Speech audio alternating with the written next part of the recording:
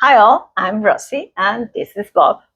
We are here from Cruise Planners Cielo Travel, and if Iceland is somewhere on your bucket list, this video is for you. So today we are sharing the best ways to explore Iceland. Whether you're going by land or by sea, we've got a lot to cover, so let's begin. But first, a little disclaimer. Icelandic words are very challenging to pronounce, so we apologize, up front. That is true. We're going to butcher a few words here and there. So first of all, let's start talking about your exploration options. Most people travel Iceland by land. They fly into Reykjavik, and then they drive around the famous ring road, or they might explore regions in depth, like the south coast or the west fjords. But don't overlook cruises. Iceland is growing fast as a small ship expedition destination, and you can visit multiple coastal towns, including, bear with me, Akureyri, Ísafjörður, and even Grimsey, right on the Arctic Circle. And some cruises combine Iceland with Greenland or the Norwegian fjords, which can be a great option if you're looking for a multi-country adventure. Now, if you are doing Iceland by land, we recommend 5 to 14 days, which we will go into it a little more in depth later on. So one of the possible land itineraries might be to start in Reykjavik, which it's easy to get a flight into there.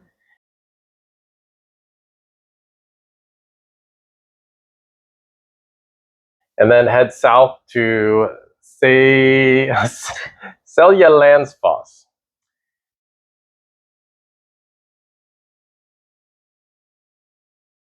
Or Skogafoss.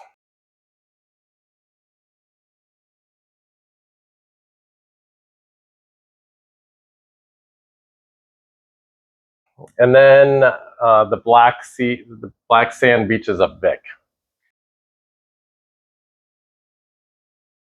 And then you can head northeast to Jökulsárlón, which they have the Glacier Lagoon there and the Diamond Beach.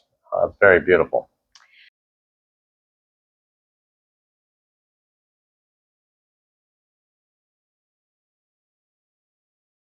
So, but here's where it gets good. Venture into the East Fjords, and then you'll see fewer crowds, fishing villages, like Seyðisfjörður and hikes galore. And then you can head northwest to Akureyri.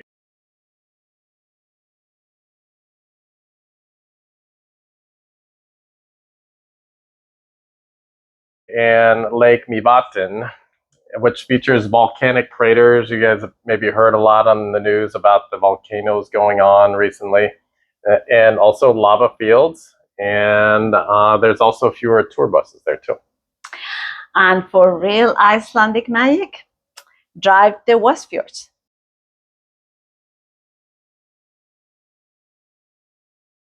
Check out the Jondi waterfall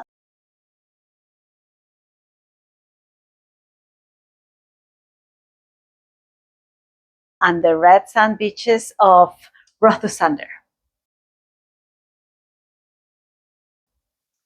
So now let's talk about how many days to visit.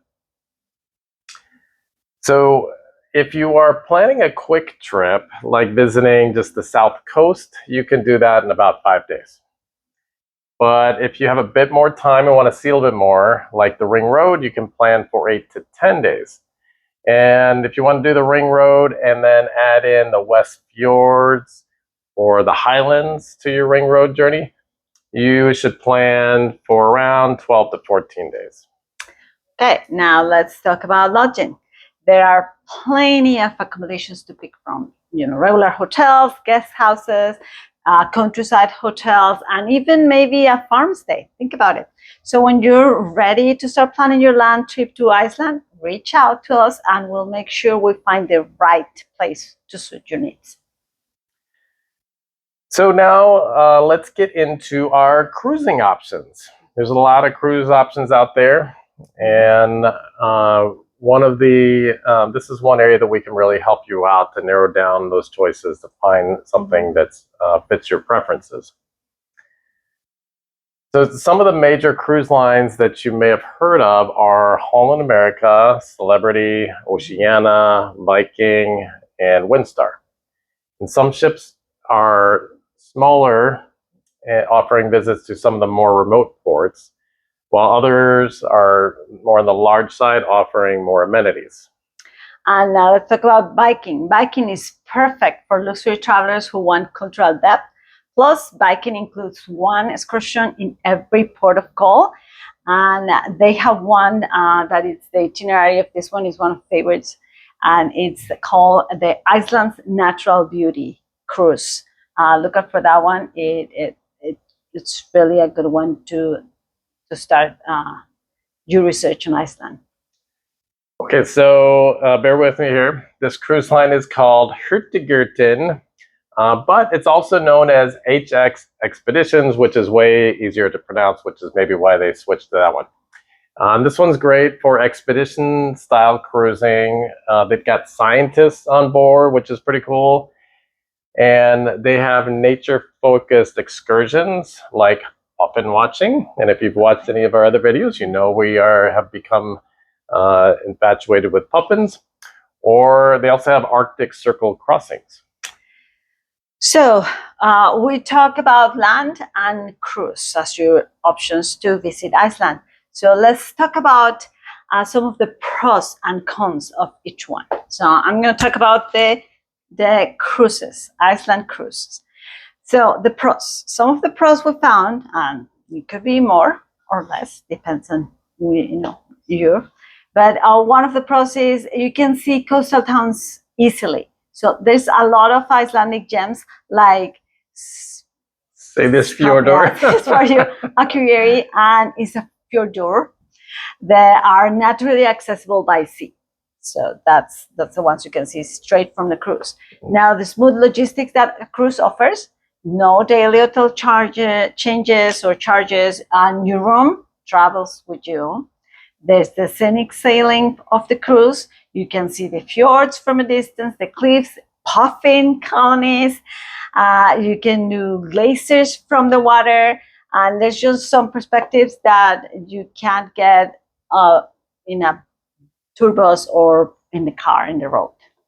That also the cruise offers you an all-inclusive experience, includes meal biking, for example, includes all the meals, excursions, and entertainment. They're often included in the cruise.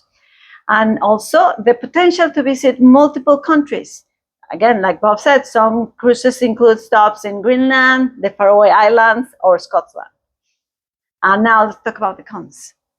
Limited interior access. So one of Iceland's most famous sites, like the Gullfoss Falls, are inland, and we often miss them unless you take a land excursion to that particular attraction. And then the other con is short port times. So you might only get 6 to 8 hours in each stop. So exploring deeper in that particular port is sometimes kind of impossible. Now, the less flexibility. Again, you just see a waterfall or a hot spring, you can't just stop everything and go there because, there's no flexibility in the cruise, unfortunately. And the weather dependency. So sometimes rough seas can cause the cruise to miss the port or change ports, with one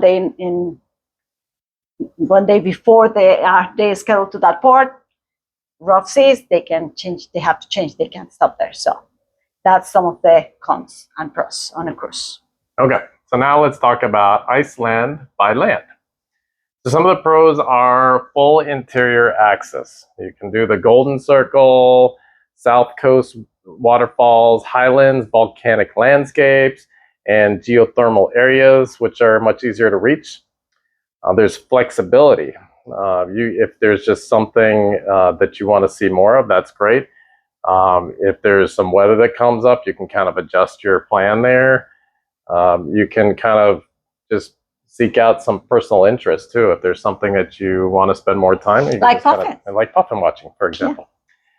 There's also a more immersive cultural experience. You can stay in a small guest house and actually kind of get to know some of the locals. You can experience some of the local restaurants, spend an evening in certain towns and kind of really understand what the nightlife is like there.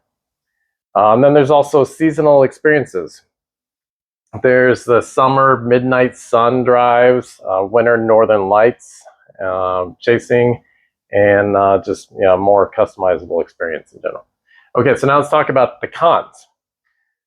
So there's more logistics involved, certainly for a land to see Iceland by land. You have to worry about packing and unpacking at different hotels. If you choose to rent a car versus taking a tour bus, you might need to navigate some unfamiliar roads. There might be some narrow roads, some gravel roads, unpredictable weather, long distances that you need to travel between each destination. And then also potentially higher costs, because when you see Iceland by land, you have to add in the additional costs of lodging, rental cars, and meals that you wouldn't experience otherwise. So, whether you're chasing waterfalls or sailing past glaciers or looking for puffins, that's right, Iceland will blow your mind in the best way. And if you would like us to help you plan the most perfect Icelandic adventure, reach out to us and we'd be happy to help you build something that's very customizable and unforgettable. And as always, happy travels and blue skies.